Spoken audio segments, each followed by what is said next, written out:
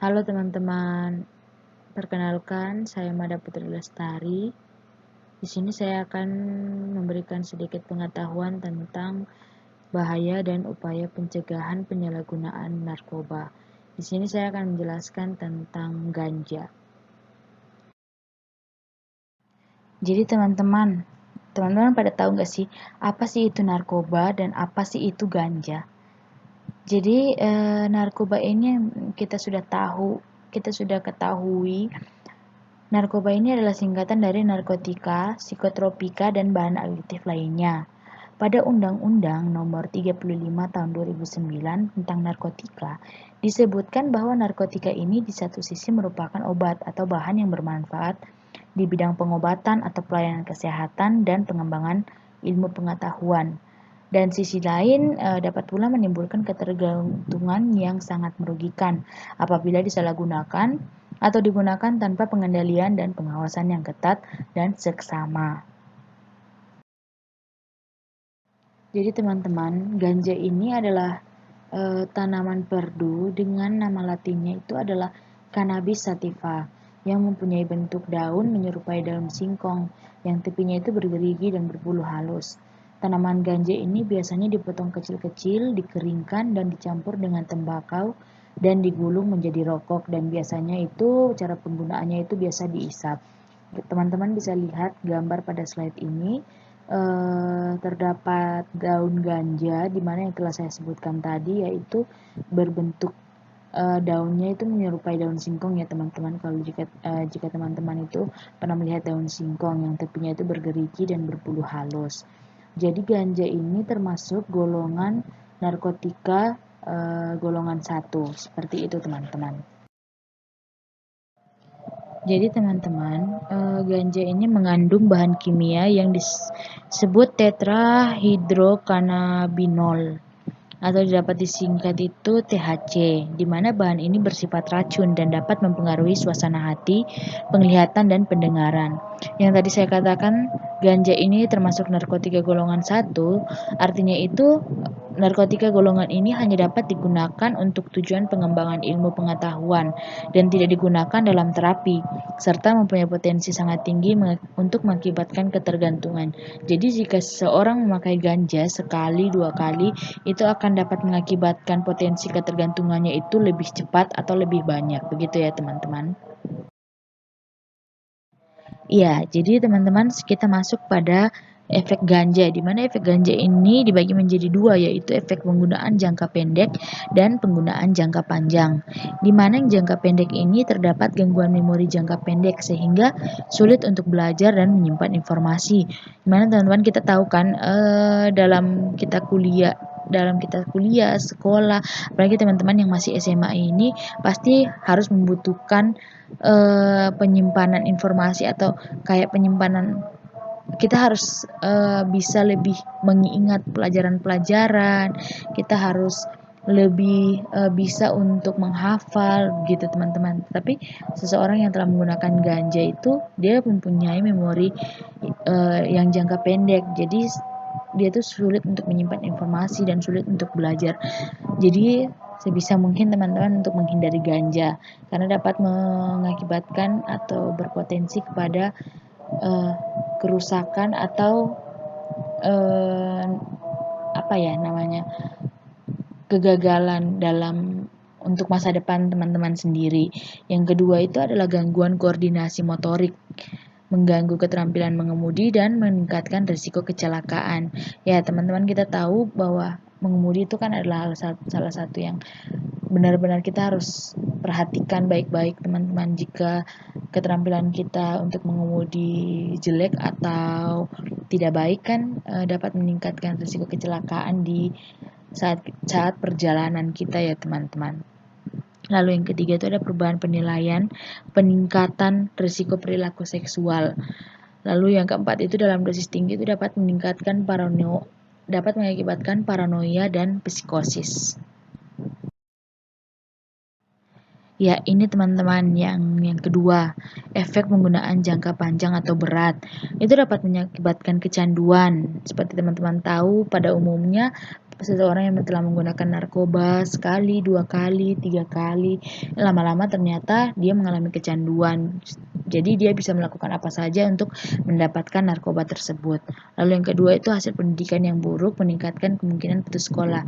Ya seperti yang tadi saya katakan teman-teman, karena kalian masih sekolah, jadi pasti kalian kan membutuhkan kayak daya ingat yang baik, daya ingat yang besar, sehingga jika hal tersebut mungkin kurang, kalian itu bisa kemungkinan untuk putus sekolahnya itu semakin besar, karena kan pasti di sekolah itu kayak enggak beraturan, kayak selalu tidak menaati peraturan, karena kita tahu kan penggunaan narkoba ini mau menyebabkan banyak efek samping ya teman-teman. Lalu yang ketiga itu gangguan kognitif, menurunkan IQ seseorang, itu juga bisa termasuk dalam meningkatkan putus sekolah. Lalu ada kepuasan dan pencapaian hidup berkurang dan gejala bronkitis kronis teman-teman. Lalu yang terakhir ada peningkatan risiko gangguan psikosis kronis, itu termasuk skizofrenia kalau teman-teman pernah mendengar atau mengetahui yang namanya penyakit skizofrenia. Nah, ini teman-teman, lalu ada dampak pemakaian ganja, yaitu dibagi menjadi 4. Yang pertama ada untuk individu pribadi, yang kedua keluarga, yang ketiga masyarakat, dan keempat bangsa. Kita masuk dulu yang pertama, di mana yang pertama ini dapat terhadap pribadi atau individu ya, dampak pemakaiannya itu dapat merubah kepribadian seseorang secara drastis. Jadi seperti berubah menjadi pemurung, pemarah, bahkan melawan terhadap apapun dan siapapun. Lalu dapat menimbulkan sikap masa bodoh, sekalipun terhadap dirinya sendiri, seperti tidak ada lagi tidak lagi memperhatikan pakaian, tempat di mana pengguna tidur, lalu semangat belajarnya itu menjadi semakin menurun, dan bisa saja suatu ketika korban bersikap seperti orang gila karena reaksi dari zat yang digunakan itu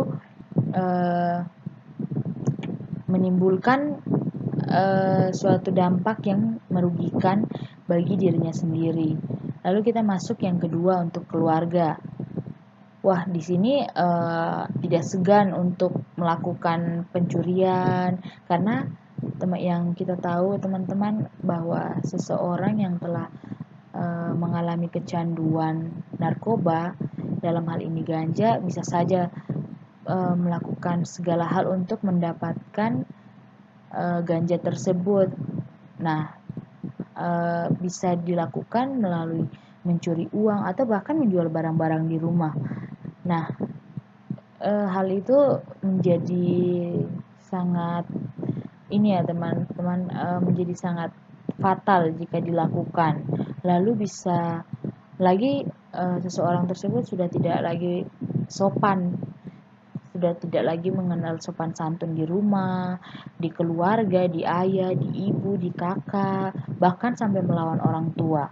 Lalu dapat kurang menghargai harta milik di rumah, seperti mengendarai kendaraan tanpa memperhitungkan rusaknya bagaimana, dan bisa saja seseorang yang menggunakan narkoba tersebut menghancurkan karena misalnya dia tidak diberikan uang atau dia tuh tidak diberikan hal yang dia minta gitu teman-teman, dan bisa saja sampai mencemarkan nama baik keluarga.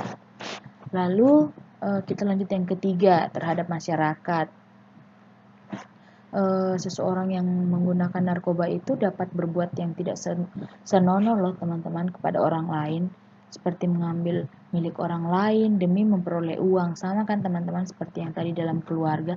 Bedanya di sini tuh untuk masyarakat. Bayangkan saja teman-teman, misalnya ada seorang pengguna narkoba yang sudah kecanduan, lalu dia tidak mendapatkan uang, dia tidak mendapatkan uang dari keluarga, dari teman. Nah, bisa saja dia melihat orang lain, orang asing di jalan, dia lihat kayak, oh ini nih kayaknya bisa, kayaknya dia punya uang, dia punya apa-apa gitu untuk kayak dijual atau untuk dapat menghasilkan uang. Dia pergi mencuri atau pergi apa sih namanya, begal atau kayak gitu-gitu sih teman-teman. lalu mengganggu ketertiban umum, dapat kebut-kebutan sehingga menimbulkan kecelakaan seperti yang tadi saya sudah jelaskan teman-teman, lalu bertindak kriminal, lalu pada umumnya korban sudah kehilangan harga diri dan perasaan hingga tega berbuat apa saja demi mendapatkan apa yang dia inginkan seperti berkelahi, mencuri, memeras, menodong, merampok, bahkan membunuh seperti yang tadi yang saya sudah jelaskan ya teman-teman. Lalu yang terakhir itu bangsa dan negara.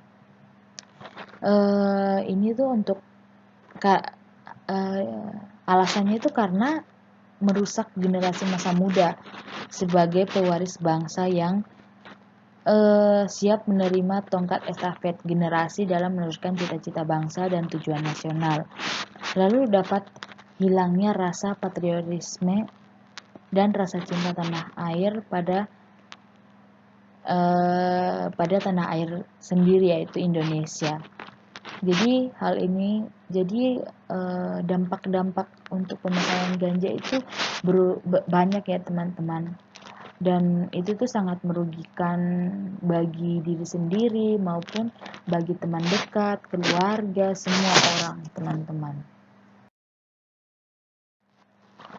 Nah, sekarang kita masuk pada cara penanganan nih, teman-teman. Gimana sih cara penanganan untuk seseorang yang telah memakai narkoba? Jadi menurut BNN 2019 terdapat 3 tahapan rehabilitas bagi pengguna narkoba, yaitu yang satu tahap rehabilitas medis, yang kedua tahap rehabilitas non medis, dan yang ketiga tahap pembinaan lanjutan. Kita belajar satu-satu ya teman-teman. Yang pertama itu ada tahap rehabilitas. Biasa itu dalam tahap rehabilitas medis ini dilakukan tahap detoksifikasi. Nah, jadi pada tahap ini dokter akan memeriksa kesehatan fisik dan mental pecandu. Berdasarkan hasil tersebut, dokter akan memutuskan obat yang akan diberikan untuk mengurangi gejala sakau pada pengguna tersebut. Lalu setelah itu, pemberian obat tersebut juga itu tergantung dari jenis narkoba, berat atau ringannya sakau yang dialami individu. Lalu metode-metode untuk rehabilitas ini sangat beragam teman-teman. Ada yang namanya cold turkey, ada yang namanya cara alternatif, terapi komunitas, lalu metode 12 langkah. Itu teman-teman bisa cari dan teman-teman bisa memperdalam jika teman-teman ingin. Lalu kita masuk yang tahap rehabilitas non medis teman-teman, di mana bagian ini merupakan tahap ketika individu sudah dapat mengatasi gejala sakau yang dialami. Yang tadi saya katakan, yang pada tahap pertama itu yang rehabilitasi medis, dokter kan akan memberikan obat untuk mengobati gejala sakau yang terdapat pada individu tersebut, teman-teman. Jadi setelah itu dia masuk pada tahap rehabilitasi non medis. Lalu individu atau pengguna narkoba tersebut itu diwajibkan menjalankan beberapa program yang telah direncanakan, misalkan terapi komunitas atau metode 12 langkah. Lalu yang terakhir itu ada tahap pembinaan lanjutan, di mana pada tahap ini individu sudah siap dan dapat kembali ke lingkungan masyarakat, namun tetap dalam pengawasan dengan harapan sang pengguna itu tidak terikat kembali pada jalan yang salah, yaitu menggunakan narkoba yang telah dihentikan. Jadi teman-teman, kita lanjut dalam cara pencegahan penyalahgunaan narkoba. Di mana yang kita tahu, pencegahan merupakan hal yang paling baik dalam menanggulangi penyalahgunaan narkoba, khususnya ganja. Kegiatan pencegahan ini bisa berawal dari niat diri sendiri maupun dorongan dari pihak-pihak di luar sana seperti keluarga, teman, sahabat, rekan kerja, atau orang-orang yang dekat dengan kita. Terdapat beberapa cara pencegahan penyalahgunaan narkoba melalui beberapa kegiatan ataupun dukungan di bawah ini.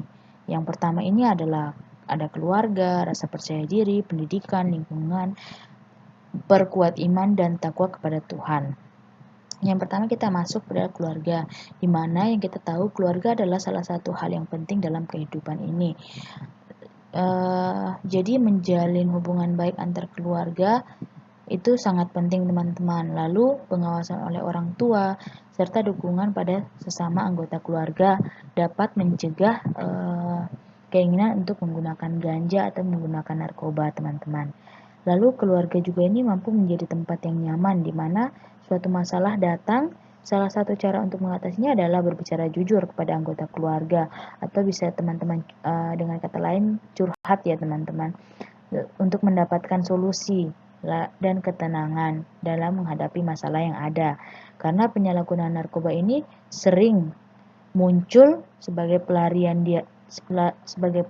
dari suatu masalah.